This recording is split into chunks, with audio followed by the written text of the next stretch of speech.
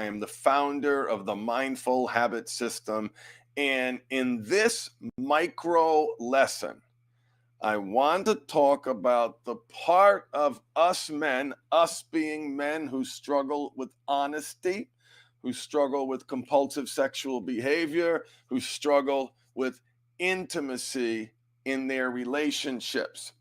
I did an exercise last week, and every week, as part of the group program, we do a mindfulness training. And that's a guided meditation where we use the powers of the suggestive powers of the mind to explore subconscious belief systems, to explore unhealthy programming, to explore the parts of us that are in conflict. And so, what we call those parts are sub personalities, not split personalities, sub personalities. If you're listening to this, I highly recommend you learn what sub personalities are, and you can learn a lot about this through the internal family systems model. So the part that I want to focus on today is the part that feels small, insignificant, like a little child, the part that feels controlled. So here's the dynamic, okay? You, as a sex addict or porn addict, had a secret life. And that secret life was maybe pornography, maybe it was escorts, maybe it was camming, whatever it was, you had these secrets. You knew to keep these secrets. And what typically happens is you get caught. You get caught. And so what happens when you get caught? You feel, and listen, you want to make it right. You want to do the right things. You're not trying to hurt anybody. You want to do the right thing.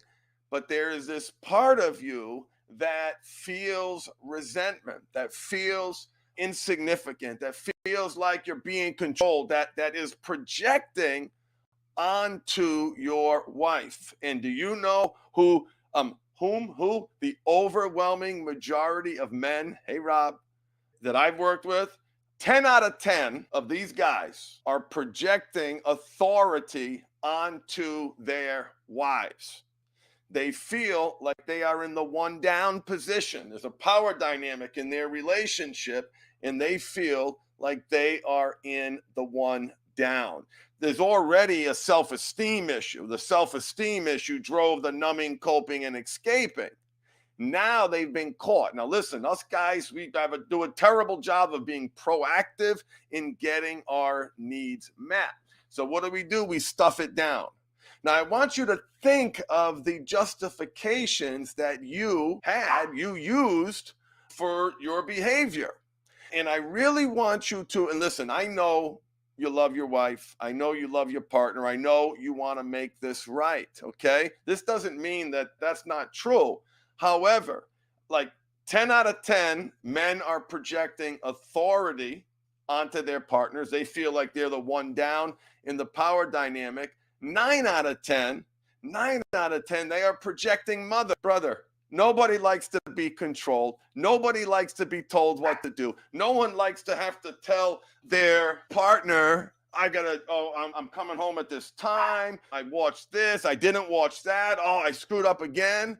Right? So there's this power dynamic in your relationship that you have to be aware of. You have to be aware of that low self-esteem part of you that feels small, that feels insignificant, that feels less than, that feels the one down in the power dynamic, and the part that is projecting authority and most likely mother onto your partner. And what are you projecting? Resentment, deep internalized resentment. And if you happen to be watching this live, and you know what I'm talking about, put it in the chat.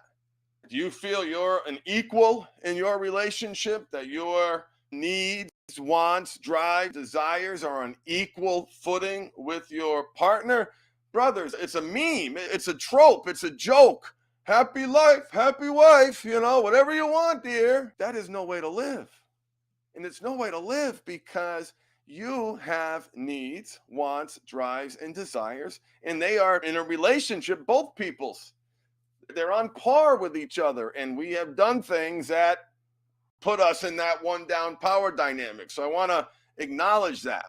We've done behaviors that cause them not to trust us, that make it so we have to check in, that we make them feel safe. And there's a really powerful way to, well, first of all, in your parts work with your therapist, meditating, thinking about feeling the energy, right? That part that feels resentful, what happens, right?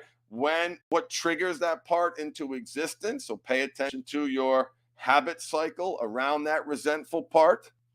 Pay attention to the needs that part is meeting, meaning that part is trying to protect you. That part wants you to be in control, to exercise autonomy, right? Life, liberty, and the pursuit of happiness, an inalienable right, yet we feel small and insignificant. We feel like we're being controlled. And I remember the reality that I had to check in and tell my wife where I was going, what I was doing. I was so untrustful. I go to the supermarket without having to take a picture. I got my phone up here, take a picture with the car timer in the background. I'd have to park in a way so I could capture the front of the building and capture the time on the dashboard to prove that I was where I said I was going to be, because I couldn't be trusted, because I was a pathological liar. And so I resented that. I stuffed that down. And in the early stages, that ultimately justified my behavior, the reward. I allowed that part to take over. And so here, listen, there's a lot of work that goes on with that part, a lot to unpack, a lot to appreciate that power dynamic. And if anybody has any questions, let me know in the chat. And for some of you, the concept of parts work is brand new. For some of you, the concept of subpersonalities is brand new. Listen, if you don't know what they are, you got to learn. Here's an article. If you're able to access this in the chat, click on that link if you can access that link. It is a very important concept because, listen, I loved my wife. I wanted to make her feel safe. I wanted to repair the damage that I had done. And there was a part of me that resented being controlled. There was a part of me felt like a little bitch who now had to tell his wife everywhere he left the goddamn house because he's a piece of shit. And that's what pieces of shit have to do. So and listen, who was I projecting? A mommy. I was projecting mother, controlling me, telling me what to do. And that projection of control and resentment, did that have any impact on the compulsive behavior? What do you think? Do you think that fueled the compulsive behavior? Do you think that accelerated it, that contributed to it? Absolutely it did, in a very strong, powerful way. So the concept of subpersonalities and even a more structured view of our parts is the internal family systems model. We do a lot of parts work in the program. It is very important that you learn to nurture, honor, respect, protect, and love your addict part, your angry part, your liar part, your small, insignificant part, the projection of resentment part. And those are negative ones. And that's just a kind of a high level overview. So the parts work allows you to examine these parts of you that seemingly appear in conflict. And they are in conflict, but you can resolve that conflict. You can resolve that conflict by understanding, hey, what is this resentful part of me trying to accomplish? Right? You can ask these negative parts a series of really great questions. What job is this part doing? Every part of you has a job. What job is this part doing? What job would this part rather do instead? So let's look at resentment as an example. Resentment part is trying to make sure that my rights are being protected, that I'm not being controlled, that I'm not being micromanaged like my old boss and my mother used to do, and now my wife, because of all the terrible things that I have done. This part is trying to grasp a shred of dignity and self-esteem and autonomy. And it wants to make sure I have fun. I work hard. I deserve to have some fun every once in a while. So he's going to project resentment onto the person who's robbing me of that fun. And here's the shift that is, you go from resenting the reality that you have to make your wife feel safe and tell her what you're doing and showing what you're looking at and handing her the phone.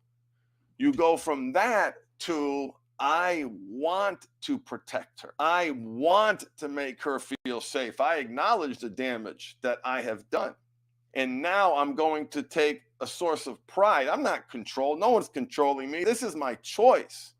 I am a man. I have autonomy. I can do whatever I want. And I am protecting her. And you pay really careful attention to whenever that resentment energy awakens, because here's the beauty of the parts work. It gives you a framework. It gives you a process to manage, nurture, honor, respect, protect, and love those parts, even the negative ones. There's a great book by Dr. Richard Schwartz called No Bad Parts. Put that high up on your list. Another book, I just happen to be in book sharing mode, so I got it next to me, is Atomic Habits by James Clear. Very important chapter on identity in this book, how you identify and the harms of identifying as a sex addict, identifying yourself as the negative. So doesn't mention sex addiction in the book, but I think it's a very, very important chapter. So I invite you to check it out. Last thing I want to say is this part of you will be awakened. You will experience resentment. You will feel like you're in the one down power dynamic. And by getting to know these parts, what you develop is a process. Here's what I'm going to do, not if, but when this part is awakened. And here's how I'm going to, me, autonomous, secure, confident, a man, here's how I'm going to proactively meet the needs of this part of me, which is critical because you know the golden rule of behavior modification. It is to break a habit, not break a habit, make a habit. You heard me say that in some of my earlier podcasts. My thinking has evolved. To break a habit, you have to make the right habit that meets the right need. Remember that. I will see you on my next stream. Peace and love, brothers and sisters.